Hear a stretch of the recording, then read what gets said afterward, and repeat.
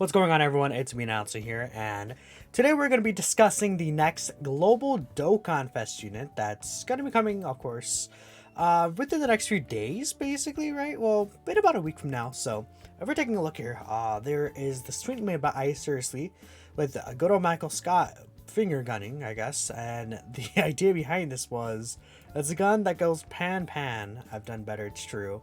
So, I mean, it's pretty obvious. The next Dokkanfest unit coming to the global version is Dokkanfest Pan, it seems like.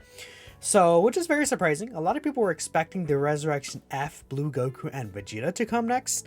And I included me, honestly. I thought it would have been a perfect time to introduce the units, bring Golden Frieza in part 2, right? Especially because Golden Frieza is such, I feel like, an essential unit on that cooler team.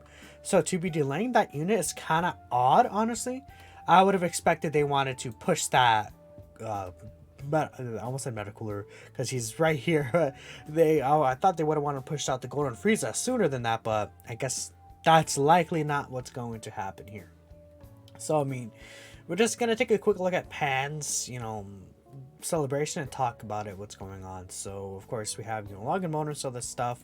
We'll talk about the Dokkan Festival real quick. Actually, no, I want to save that for last. There's a lot of points I want to bring up about the banner. I think there's some changes that could be made, right? But if you take a look here, just a very basic celebration where we have the Extreme Z Awakenings for these two. Not really special units or anything. This unit is pretty good. They help pan out, but yeah, they're solid, right? Prime Metal Tien, really good animations, but the kit unfortunately is not really there. Oceanus Explosive Chain Battle, they have this. Oh, I saw, so they didn't have this earlier. I was going to record this video earlier, but I just ended up not having the time to finish it. Unfortunately, so it's going to be today's upload. And I did see Truth's video on it, though. And I saw he mentioned they didn't add all this stuff here.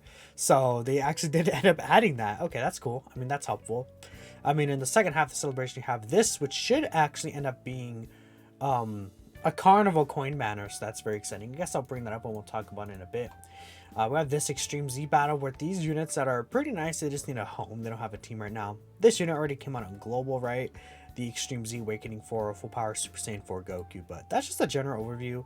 That celebration is not bad. It could be worse, but it's just, your typical filler-ish celebration at this point. It was right before the worldwide celebration on JP, so that's that. Now we'll talk about this Dokkan Festival banner for Pan. Essentially what's going on here is that, I would say this banner is still skipped, even if it does stay the same. We'll have these first two new units. Dokkan Fest Pan, again, a very, very strong unit on her own. The issue with her is that this team isn't really the greatest necessarily, specifically this, because Pan's entire kit is built around this section, the GT heroes, because you want Trunks, Giru, or Goku from GT on the same team, right? And if they're attacking in the same turn, she gets a whole additional attack, and this 50% chance become a super attack. That's very important because she gets this buff that she builds up, and that could be a lot of extra stats for her. That's very, very, very important for her to do that. Along with that, with Goku, she gets her active skill, which does insane amount of damage because she's stacking attack permanently throughout the fight. And she has the stun chance, which could be cool too. Very solid link set, good amount of teams, right? This pan is very good. I would say in terms of her actual design here, my only issue is this. I don't think that there's no reason why she couldn't keep the damage reduction after she attacked. I don't think that would have made her significantly better. It just it hurts her more than it would actually just buff her, right? If she kept it, if that makes sense. It's kind of weird to word her like that, but if she kept the 50% damage reduction, then she's just it's just better for her. But I don't think that makes her busted while losing it. Definitely impacts her in a lot of situations, so it can help her out there for sure. Other than that, I think she has a very good design though, especially offensively based, which I feel like the game is leaning more towards offensive builds currently. So having a unit based around, this amount of damage, very, very good. And I think that this could have really helped her out, keeping it after she attacks, but it is what it is. Now we have this guy.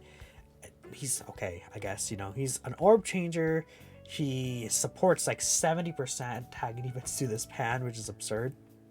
He's just like not strong enough defensively for a support unit like that, and like an issue with him is that he doesn't like share links with Pan. It's like GT in first battle, like 2 links that he shares with Pan, and that's just not good enough, obviously, right? I don't know what they were thinking with this guy. If this was a 50% attack and defense race and he had like evasion, that'd be awesome, but I don't know. They just kind of like built him as like just that's a very generic unit, but gives him a lot of support is really it. Double order changing is nice. You can get used with him, but if he gets touched, he melts. Especially just super attacks look at one shot, right? But he has his use, right? And if you're just one shot with Pan anyways, I think that's the idea. It doesn't really matter what this guy's defense is in that regard. So next we'll talk about Ginyu. So this is the banner that Dokkanfest Ginyu did return on the JP version.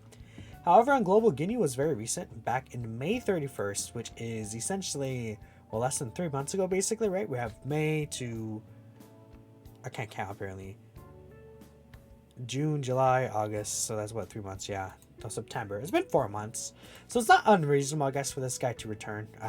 I pause right there, because in my mind, I'm counting, I was like, January, February, don't mind me, it's like 2 a.m., man, but, anyways, I think it's not unreasonable for Ginyu to return, but I feel like maybe they could see it as a little too soon. Because Ginyu, right, he came out on March 3rd right here, then this pan came out on July 29th, which was basically, what was that, like, August 1st, basically, right, if I'm not mistaken. So, wait, January, February, March, April, May, June, July, August, yeah.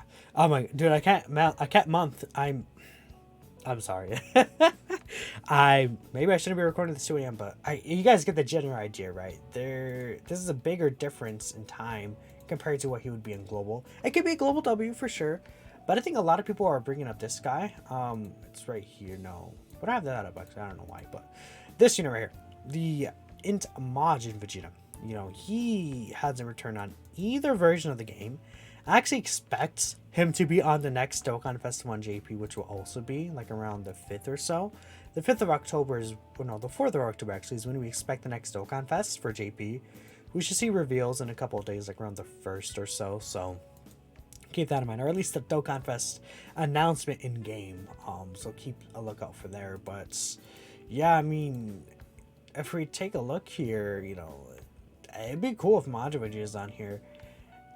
I would say Ginyu is definitely still the better option for this banner. So in a sense, it would be a nerf, but I think a lot of people really like this Majin Vegeta. And in terms of people wanting to be the most difficult content in the game, I think obviously this guy being a massive like unit to use against the Cell Max event will definitely help a lot of people. It's just that Global doesn't have that Trunks yet, right? We need Vegeta and Trunks to really come out, because like if you look at all these Trunkses, no one else here is like actually like super relevant in the game. I mean, yeah, pretty much. We're waiting for like, you know, this guy to get his easy, this sort of Hope Trunks. That could be really cool. And it's like if you take a look here, like doesn't no one really besides this LR. I mean, this unit's cool too, I guess. We're not gonna run them on the same team. This guy, Global's waiting for him, and he should be out in like November or something. We don't know for sure, because like, again, respect to Resurrection and Blue Duels, but Pan coming out kind of shifts around the schedule a little. So there's a lot of uncertainty on what exactly is going to be happening. So beyond that, again, I think a Majin Vegeta returns. That could be cool. Same time, return in both versions. If we take a look at the rest of the banner, though, it's like, I don't think these two will change at all. These two, though, could potentially change. The reason why is because if we look at this Raditz banner, oh, I guess that's why no, wait, it's weird. Oh, that's why I brought it up, right? But I was like, why did I bring up the Future Gohan banner? If you take a look at Raditz's banner, Trunks and Gogeta came out, and then Raditz came out on Global on August 9th, so that was right before the Worldwide Celebration. It would be weird if, like, you know, these units to return like so fast again on the same banner. I would have put it past them though. I mean, this is kind of like a GT centric banner, right? These 5 are all GT units, so I could see, you know, at the very least, like these two still returning. But who knows? It's also like at the same time these 3 units just completely change, and then, you know, it could be like Majin Vegeta I don't know who these two would be. I mean, they could. What if it's like tech androids and then like tech Gohan or something, right? Imagine that actually would probably end up being a win. Like if it was like imagine tech androids and then tech Gohan here, and then it's like Majin Vegeta. That would be a pretty insane lineup. So I don't know. A lot of people are speculating they return Pan like so early right here because they're possibly building up to Dragon Ball Super Superheroes release, and I wouldn't put that against it, right? Pan will likely be able to work well, at least linking wise, with the Dragon Ball Super Superhero Gohan, right? On the family, same lineage, Kamehameha, Fierce Battle. I don't think he'll have Kamehameha, but I mean, these three links, they could definitely get that. So, I mean, that could be interesting. Well, I don't know. This Pan doesn't want to be Rick's to like GT Goku and stuff, so I'm not too sure if that theory is completely reliable, but so. And you know, if we take a look at this banner again, just want to highlight this real quick. This was a blue coin banner in JP because it came out before the World War celebration. It was like the last banner before it. But now in global, this is going to be a carnival coin banner because they stated that every future Rising Dragon Carnival or, you know, double rates banner like this is going to be carnival coin. So this banner, the double rates banner during Christmas, you know, and then likely I think like during anniversaries, and then probably that maybe Tanabata, right? We can see, but will all be Carnival LRs. And this actually could be an interesting banner to someone on, because we'll see if they put Carnival Goku and Vegeta, not Goku and Vegeta, Carnival Goku and then Cooler. I wonder if they're going to be unfeatured, right? I guess one nerf is that this guy won't be on the banner, right? But if Carnival Goku and Cooler are actually unfeatured here, that could be interesting. I don't think they're going to make them featured. I heavily doubt that. And because of that, you won't be able to pick them up with coins, because you can only get the featured units with Carnival coins. But if they make them unfeatured, this could be an interesting banner, because these two are pretty good units. I still need to do videos on them. Actually, my Chila is almost done link leveling. Fasha I have done for a while now. It just hasn't been time. I'll take him to some max, whatever. I think especially, obviously, Chile will do really well there. Fasha, she still needs that Team Bardock. What if the next Dokkanfest is like Team Bardock? That could be crazy. Who knows, right? I mean, we could always predict something, but they could throw a curveball for all we know. But that's pretty much all I want to talk about here about this banner. Don't want to go delve into the celebration itself. It could very easily change a lot in global. We'll see how the banner turns out. We'll see when the Resurrection of Blues come. I would still expect them to be, I don't know, they might honestly be pushed back all the way till January, which is crazy, right? Because like next celebration, like in November, we'll have Tanabata probably. I would expect that they're gonna drop the Tanabata banner, because usually for Christmas Day, Global gets that banner. I expect like the double rates banner in December. You know, Global usually gets a Tournament of Power theme celebration in December. At this point, we're like, for the past 3 years, we had like Kao and Caulifla, Blue Kalk and Goku. You know, Tech Hate was also Christmas. What was the other one? The Blue Goku and Vegeta, right? They were a unit for Christmas. At least December in Global, right? It's just been for like past couple years. So, I mean, they could break the trend, but I don't know. If we're gonna say that, then it's gonna be probably Trunks of Vegeta next, then Heroes, then, you know, Christmas Universe Survival Saga theme, which would make sense because we haven't got a 200% leader scope for that. Then after that would be basically the Resurrection at Blue Duels, and then Golden Frieza in like January. Maybe they are for December, and Golden Frieza ends up becoming the double rates banner like God Goku and Hit did, which would be crazy, but I don't know. We'll see exactly what happens. That's basically what I want to talk about. Let me know how you guys think Global's future will go, and what you think of Dokkanfest Pan being the next Dokkanfest. So, thank you all for watching, and I'll catch you next time. Peace out.